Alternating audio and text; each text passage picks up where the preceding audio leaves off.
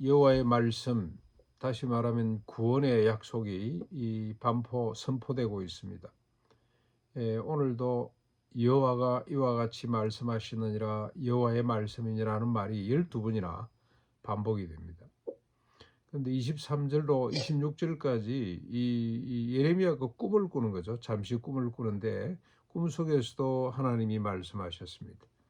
회복에 대한 말씀인데 그 내용은 이렇습니다. 사로잡힌 자들이 돌아와서 유다 땅과 그 성읍에서 의로운 처소여 거룩한 산이여 여호와께서 내게 복 주시기를 원한다 하는 말을 다시 말하게 될 것이다 하는 겁니다.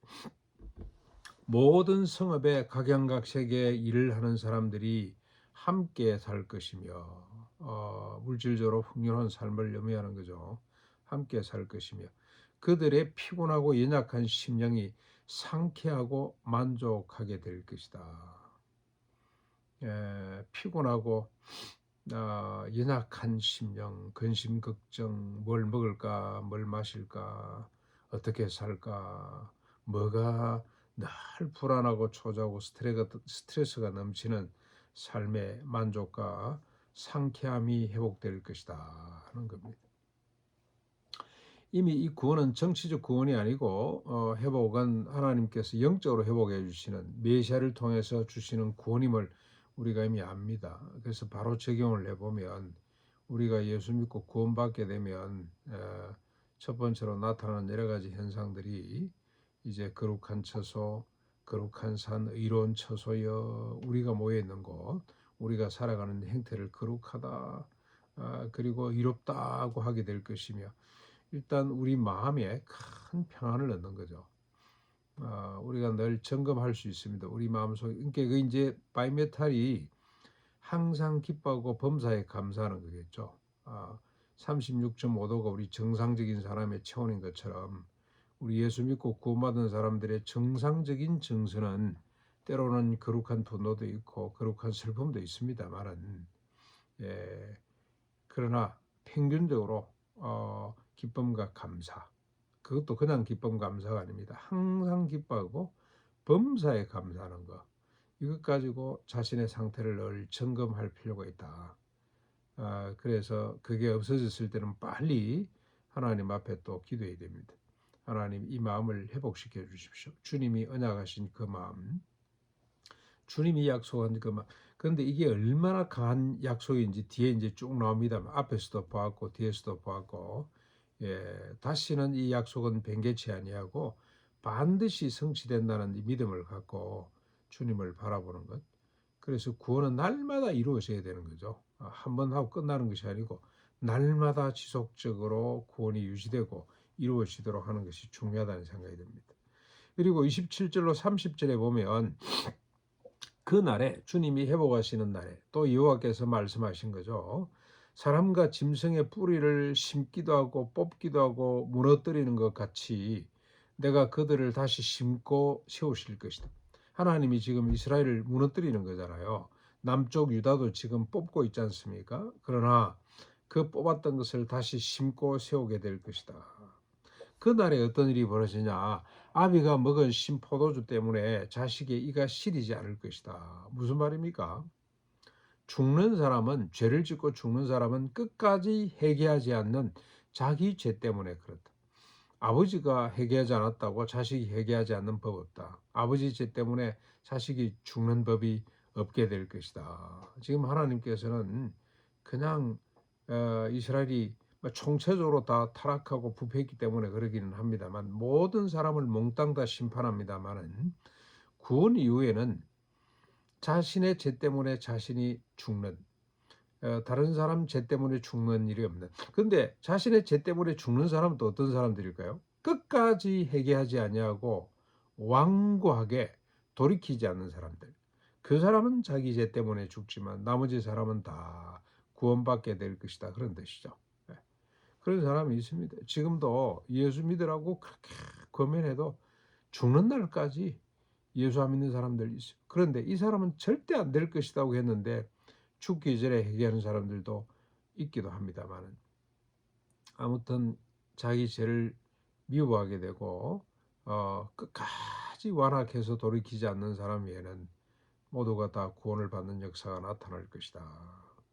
그날에 이스라엘과 유다 집에 새 언약을 맺게 되는데, 새 언약의 내용은 뭡니까?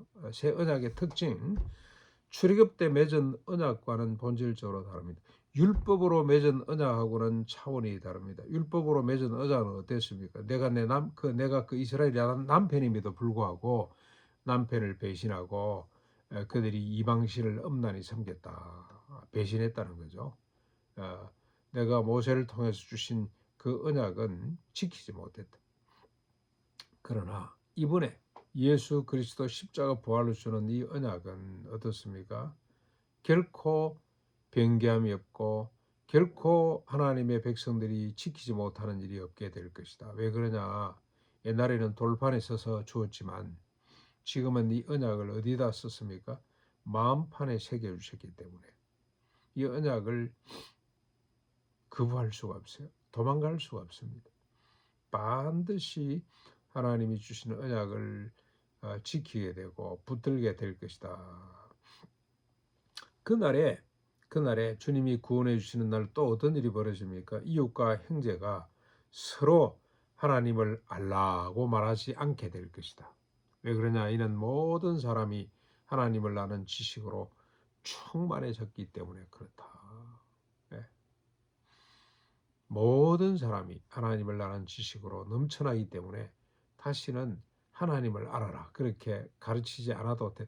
그래서 우리 신약교회 특징은 보면 어떻습니까? 서로 가르치고 배우고 하죠. 피차가 서로 가르치고 배우기도 하고, 사도들 중심으로 교회가 꾸려져 가기는 합니다만은 사도들 12사람들 중에 누가 리더인지 모르겠어요. 한때는 야곱이 나타났다가, 한때는 이제 야고보가 뭐 주도를 하다가, 한때는 베드로가 하다가, 또 베드로가 또 바울에게 꾸지람을 듣고, 이런 거 보면은 누가 높고 낮고가 없이 사도들 중심이기는 했습니다만 모두가 다 서로 권면하고 가르치고 피차 떡을 떼고 같이 서로 존중히 여기는 이런 일이 나타나게 되는데, 왜 그러냐? 하나님을 아는 지식들이 충만하기 때문에. 저는 우리 권사님들하고 성경 공부를 해보면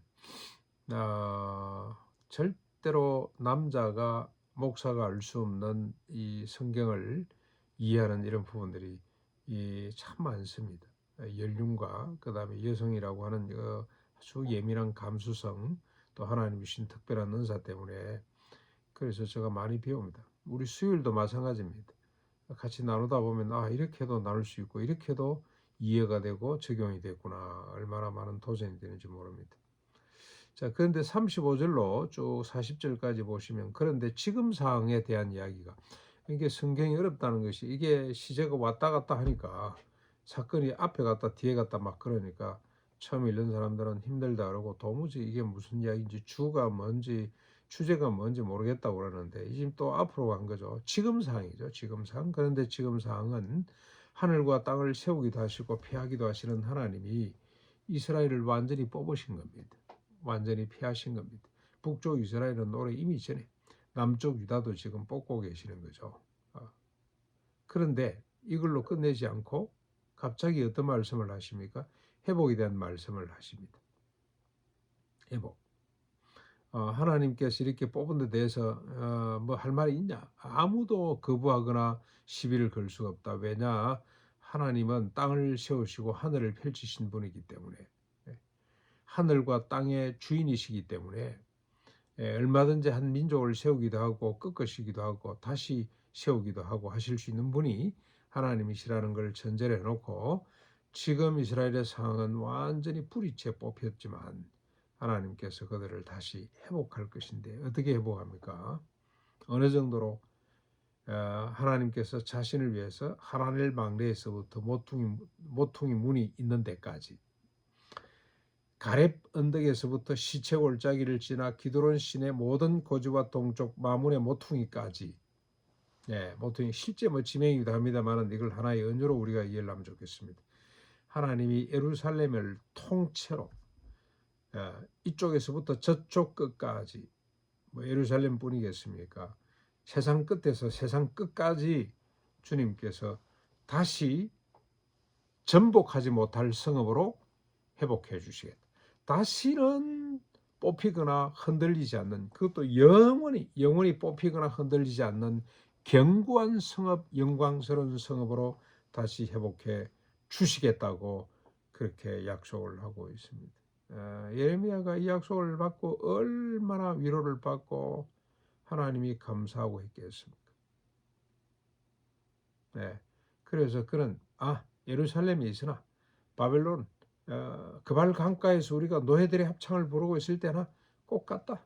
하나님은 살아계시고 하나님이 땅과 바다와 하늘을 만드시고 운행하시는 하나님께서 하시겠다니, 지금이나 그때나 옥에 있으나 풀려 있으나 예루살렘에 있으나 바벨론에 있으나 동일하다. 사마리아의 그 광야에서 예배를 드리나 예루살렘에서 예배 드리나 그건 꼭 같은 일이다 하는 것들을 깨닫고 얼마나 기뻐하고 감사했을지. 그래서 이야기를 지금 계속 말씀하고 있습니다. 전하고 있습니다. 여러분들 걱정하지 마십시오. 바벨론에 가면은 시집가고 장가가고 자식들 낳고 텃밭을 가꾸고 오히려 바벨론을 위해서 기도하고 있으십시오. 반드시 하나님께서 우리를 이렇게 회복해 주실 것입니다. 자신의 말을 하면 안 되잖아요. 그래서 계속 여호와께서 말씀하시느니라, 여호와께서 말씀하시느니라. 하나님이 실제로 말씀을 하시기도 했고, 김종기 장로가 그랬습니다. 김종기 장로가 일제 치하 때 일본 사람들을 위해서 기도했어요. 그렇게 옥고를 치르고 끌려가서 고문을 당하고, 저는 그분에게 고문당했다는 이야기를 안 들었는데 아들이 그래요. 아들 김종일 목사님이 아버지가 경찰 사무실 끌려갔다 오면은 막 그냥 멍이 들어온대요. 온몸에 얼마나 두드려 맞고 왔든지. 그런데도 그가 일본을 위해서 계속 기도했습니다. 왜 기도했을까요? 일본이 망할 줄 알았기 때문에. 하나님을 거부하는 민족이 어떻게 살아갈 수가 있냐 이 말이지. 예? 일본 천황이 저래가지고 살아있는 사람을 신이라고 하는데 이걸 하나님께서 어떻게 심판하지 않고 내버려 둘 수가 있겠냐. 생각할수록 불쌍하고 너무 가련해서 늘 기도했습니다. 늘. 제가 직접 들었던 이야기입니다. 일본을 위해서 기도하고, 그러다가 일본을 발전시킬 수 있는 좋은 묘책을 발견하고, 일본은 뭐 자기 나름대로 뭐 전쟁에 이기겠다는 생각을 했겠죠. 군량미가 확보됐다고 생각을 한 것 같습니다. 고구마 12달 저장법 때문에. 그것 때문에 조선 총독부의 농촌 생활 지도 과장 제안을 받기도 했습니다. 그래서 단칼에 거절하기는 했습니다만 일본을 위해서 늘 기도했던 사람입니다. 왜 그러냐? 하나님께서 일본도 구원해 주실 것인데 저렇게 완악하게 죄를 짓고 있으니, 천황을 떠받드는 사람, 전제 군주주의 제도가 그랬겠습니다만 천황이 책임을 져야 되는 거죠. 그렇죠? 천황의 범죄 때문에 일본 백성들이 망하지 않는다. 하나님, 저 백성. 그리고 그뿐만 아니고 남북 분단 이후로는 돌아가실 때까지 김일성, 김정일을 위해서 기도했습니다. 예수 믿고 목사되고 장로 될 수 있도록. 그 기도가 우리를 통해 이어간다고 저는 믿습니다. 우리 구국기도 김정은, 김여정 이 아들 딸들이 예수 믿고 권사되고 장로되게 해주십시오. 그 기도 우리가 이어가야 될 줄로 믿습니다. 이것이 하나님의 약속에 근거한 것입니다. 이스라엘과 인류의 구원은 하나님의 전적인 뜻입니다. 하나님에 의해서, 하나님을 위해서, 내가 이렇게 하면 너희를 위함이 아니고 나를 위해서다. 하나님이 말씀하시죠. 내가 나를 위하여 이를 행할 것이라고 계속 반복하고 있습니다. 그만큼 완벽하고 온전하게 하나님께서 우리를 구원해 주시는데, 오늘도 이 구원을 믿고 환희 가운데, 기쁨 가운데 살아갈 수 있기를 바랍니다. 내 자신을 늘 점검하고 늘 부족한 점이 많죠. 그때마다 우리가 붙들고 일어서야 될 것은 우리 의지가 아닙니다. 하나님의 언약, 하나님의 말씀을 붙들고 일어설 수 있기를 바랍니다. 이제는 근심하는 마음, 걱정하는 마음이 아니라 감사하는 마음, 평온한 마음이니라. 내 영혼아 어찌하여 네가 낙심하여 하는고. 하나님의 약속을 붙들고 일어서자. 그래서 오늘도 구원을 회복하는 복된 누리는 하루가 될 수 있기를 바랍니다.